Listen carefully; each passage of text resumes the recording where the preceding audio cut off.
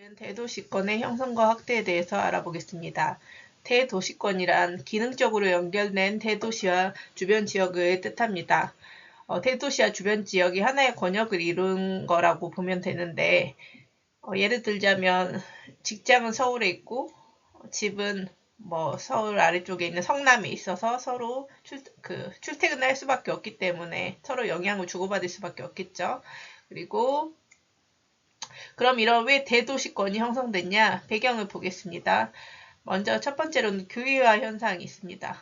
서울로 너무 인구도 기능도 집중되면서 서울에 있는 집이 부족하고 땅값도 너무 주택이 부족하니까 수요는 많은데 공급이 적다 보니까 그럼 어떻게 될까요? 땅값이 상승하고 집값도 상승하고 교통도 혼잡하고 즉 서울에만 너무 많이 모여 있어서 모일 집 집적 불이익이 발생을 하는 거예요. 이런 주택 부족, 땅값 상승, 교통 혼잡 등. 그래서 이제 어떻게 하기로 했냐? 주거와 공업 기능 등을 도시 외곽으로 분산시키기 시작합니다. 그거를 교외화 현상이라고 합니다. 서울에 있던 사람들이 혹은 주거 기능, 공업 기능 등을 교외로 보내는 현상이라고 생각하면 됩니다. 서울에서 교외로 빠져나간다 사람들이 그렇게 이해하면 돼요. 그래서 이 교외로 그냥 나가라고 하면 잘 안 나가겠죠. 그래서 과밀화를 해소하기 위한 정책을 펼치게 되는데요. 대표적인 곳이 대도시 주변에 서울 주변에 교통이 편리한 곳에 위성도시를 만듭니다. 위성도시는 뭐냐면 우리가 도시 내부 구조할 때 잠깐 언급했는데 인공위성처럼 대도시 주변에 있는 거예요.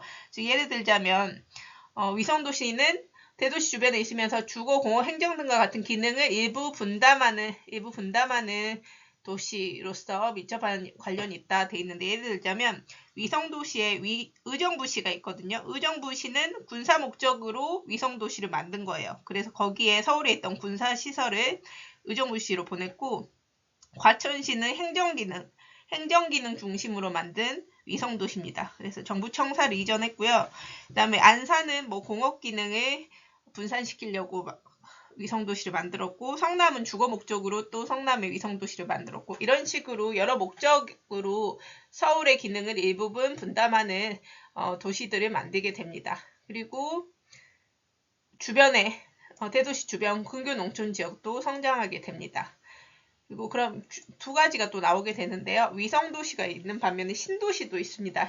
위성도시는 이런 다양한 목적으로 해가지고 도시를 만든 건데 신도시는 주요 목적이 뭐냐? 주거 문제, 주택 문제를 해결하기 위해서 세운 도시라고 생각을 하면 돼요. 예를 들자면 일산 신도시 등이 있고요.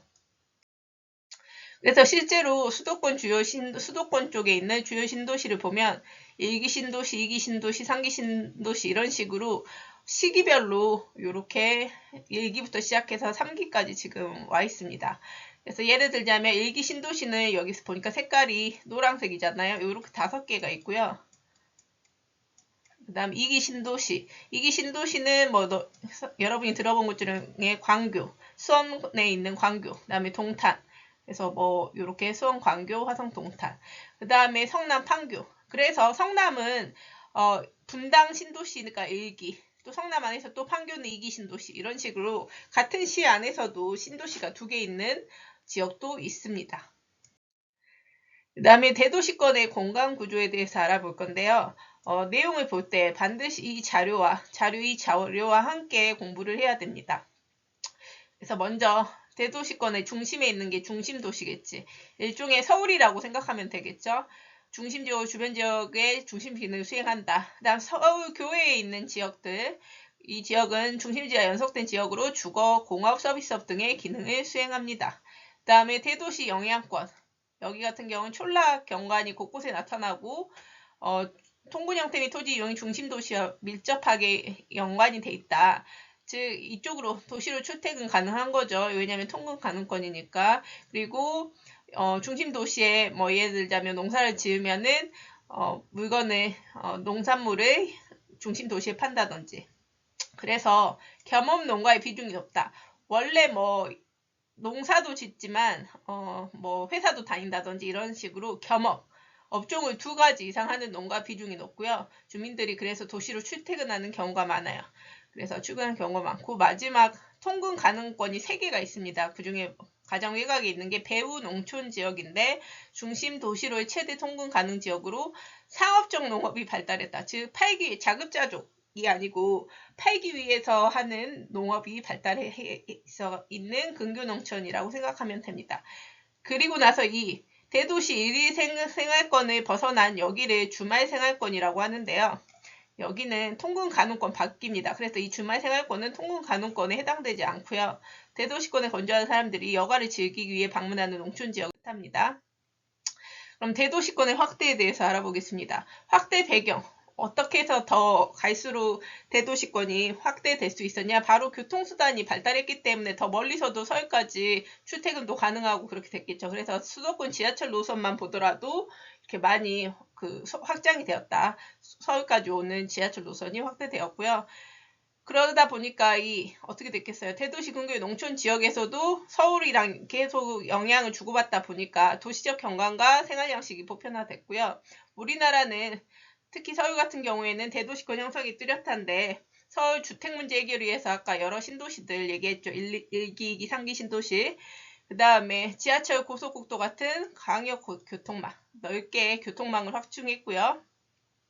그 다음에 이런 대도시들, 각종 광역시 등을 포함한 대도시들도 교통망 확충으로 인해서 그 주변, 이 도시들 주변과의 대도시권이 점차 확대되고 있습니다. 그래서 요거는 서울의 가민 문제 발생하면서 1980년대 이후에 서울의 주거, 공업, 기능 등이 인천 및 경기 일대로 분산하면서 신도시들이 만들어졌다. 그 내용입니다. 그럼 요거 한번 볼게요. 103쪽에 문제가 뭐냐? 자료 3을 1번 문제는 자료 3을 토대로 이걸 참고로 해서 이런 수도권의 인구 증가 원인을 파악을 해라, 이런 거예요.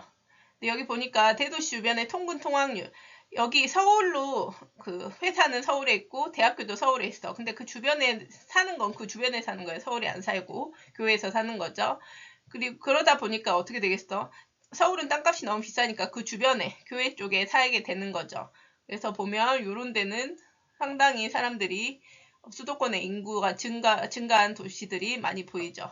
그래서 특히 어떤 곳이 많이 증가했냐? 서울 바로 주변 지역. 그래서 서울과 비교적 거리가 가깝고 교통 편리한 지역은 인구 증가율이 높다. 뭐 당연하죠. 그 다음에 2번 문제는 뭐냐면 자료 7을 보고요.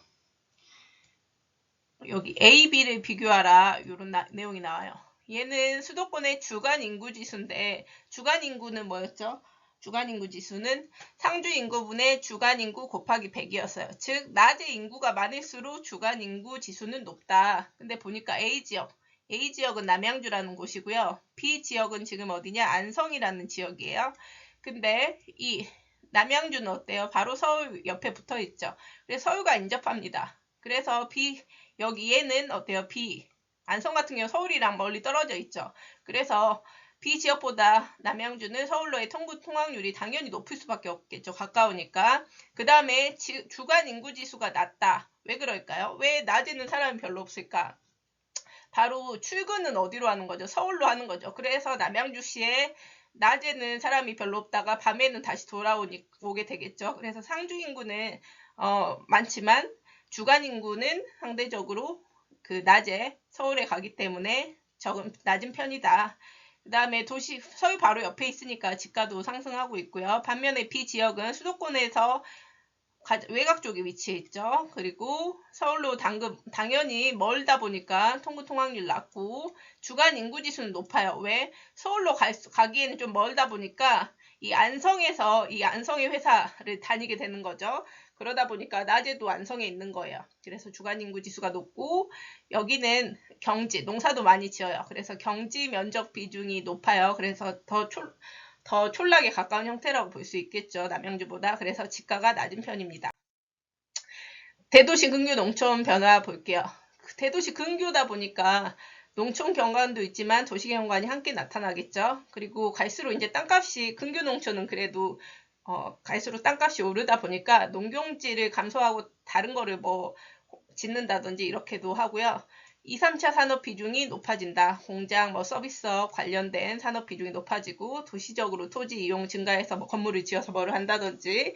왜냐면 가까우니까 거기다가 건물 지어가지고 예를 들어 공장 지어가지고 서울로 뭐를 판다든지 이런 게 훨씬 더 유리하겠죠. 그 다음에 당연히 상업적 농업이겠죠. 그 다음에 집약적으로 토지 이용을 합니다. 왜냐면 땅값이 진짜 시골 농촌보다는 땅값이 비쌀 거 아니야. 그래서 똑같은 면적에서 더 많이 수확을 할 수밖에 없어요. 수확을 해야지 남게 되죠. 그래서 집약적으로 토지 이용을 합니다. 집중적으로 수확을 하는 거야. 같은 면적에서. 그래서 비닐하우스, 축사 같은 시설을 둔 농업 경관을 볼 수가 있고요. 겸업농가.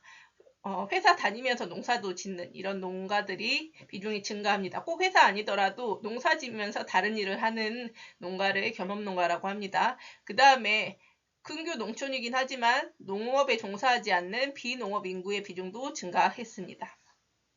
그 다음 주민생활은 보면은 대단히 택지 개발을 한다든지 주택 개발을 한다든지 공장이 들어와요. 그러다 보니까 외지에서 온 인구 비율이 많아지겠죠. 그래서 예전처럼 우리가 시골 하면 떠올릴 수 있는 공동체 의식이 약화되고 있다. 우리가 아파트에 살다 보면 주민들이 잘 모르는 것처럼 우리가 시골 가면 공동체 의식이 그 도시보다 낫다 하지만 이런 상황으로 인해서 근교 농촌은 우리가 알고 있는 일반 시골보다는 공동체 의식이 약화되고요.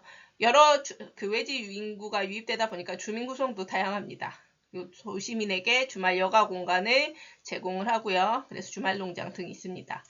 마지막으로 자료 9, 10번을 한번 볼게요. 이 자료 두 가지를 보고 김포시에 어떤 일이 일어났는지를 한번 얘기를 하라고 하는데 1번만 한번 보겠습니다. 1번 문제만 볼게요. 김포시의 인구 변화 보면은 1995년이랑 2015년 비교했을 때 2015년이 압도적으로 인구가 는 거를 볼 수가 있죠. 원래는 김포가 쌀이 유명한 그냥 촌락이었는데 1998년 통합시로 승격되고 김포시 같은 경우에 또 나중에 신도시로 개발이 됐어요. 그래서 인구와 도시적 토지 이용이 증가하게 되었습니다.